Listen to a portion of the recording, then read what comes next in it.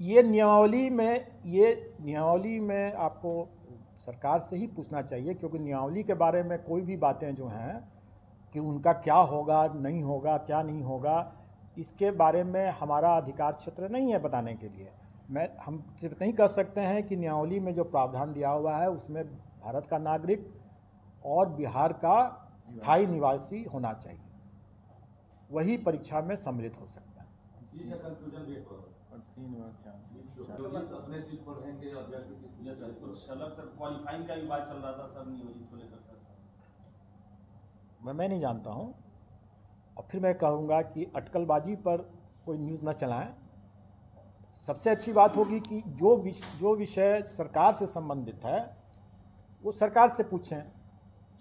जो विषय हमें तो 1,70,000 समथिंग का हमें जो अधियाचना प्राप्त हुई है, हम उसके आलोक में अपनी बात बता रहे हैं। अब ये उसमें नियोजित शिक्षक का पद है नहीं है, उसको क्या किया गया है, इसके बारे में तो आप सरकार ही बता सकती है, हम नहीं जानते हैं और हमें जानना भी नहीं है।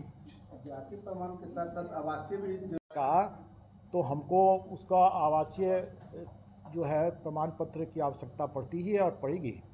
अब जैसे कोई व्यक्ति रेंट में रहता है तो उसका जो अगर ये यहाँ बनेगा तो अस्थायी बनता है।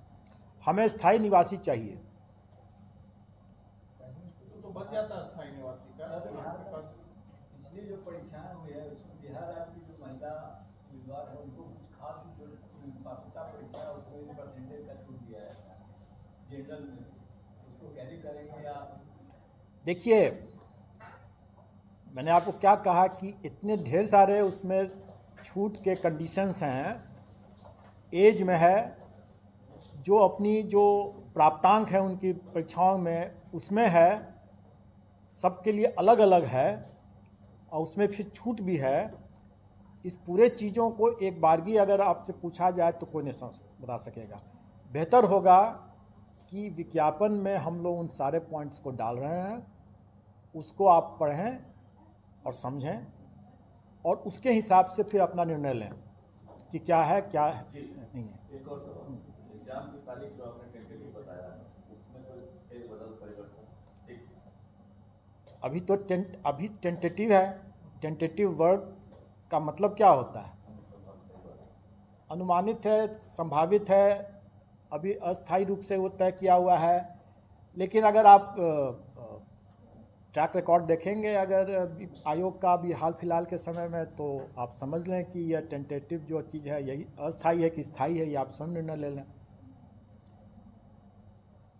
ये हमारे हिसाब से तो अभी हमारे लिए तो वही स्थायी है। घोषित कर दिया और पाठ्यक्रम भी हम लोगों ने पहले घोषित कर दिया, क्योंकि अभ्यर्थी उनको पर्याप्त समय मिल सके और वो अपने पढ़ाई पर ध्यान दें, अपनी तैयारी पर ध्यान दें और इधर उधर के अफवाह पर ध्यान न दें। मुझे आप लोग से भी बार बार अनुरोध है कि ऐसे कुतर्क जो अभी मैंने जिसकी चर्चा किया और कुछ और भी जो अनावश्यक, अरे हमारे और विभाग के बीच में मतांतर नहीं है, आप लोग शायद चाहते हो ऐसा तो अब दूसरी बात है, लेकिन हमारे विभाग के बीच में कोई मतांतर नहीं है। लेकिन आप कल या परसों जब विज्ञापन आपको जब देखने को मिलेगा तो आप स्वयं समझ जाएंगे कि इतने ढेर सारे कंडीशंस को देख करके उसमें जो माइंड अप्लाई करना होता है, कितने बिंदुवार उसको जो समझना होता है, उसके डिटेल्स को बिना समझे हुए, उसका इंट्रिकेसीज को बिना समझे हुए उसको तैयार नहीं किया जा सकता है।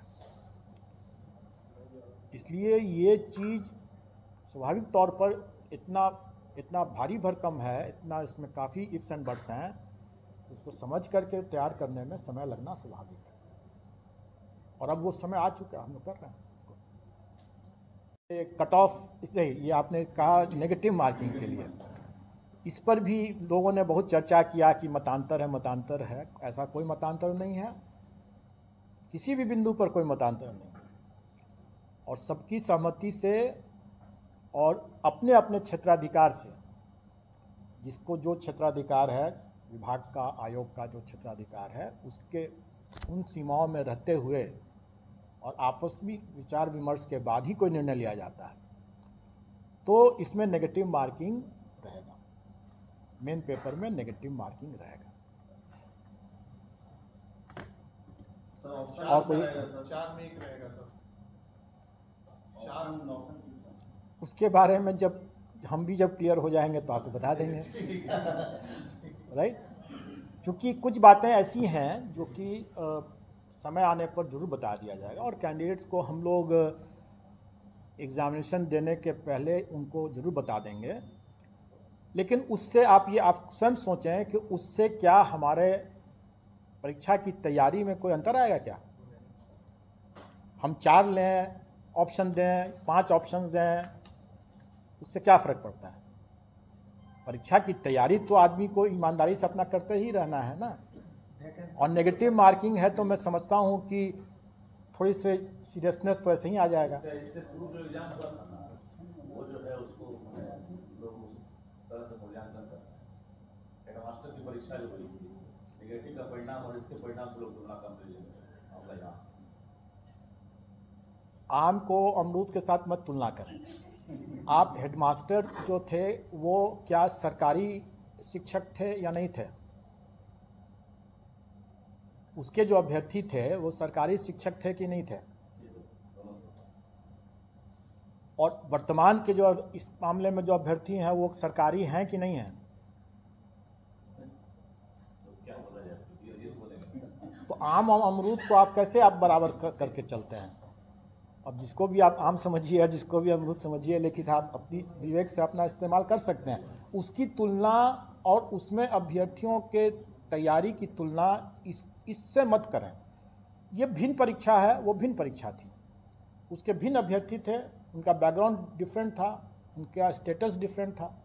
इनका स्टेटस डिफरेंट है, इनका बैकग्राउंड डिफरेंट है, ठीक है। इसमें सर दोनों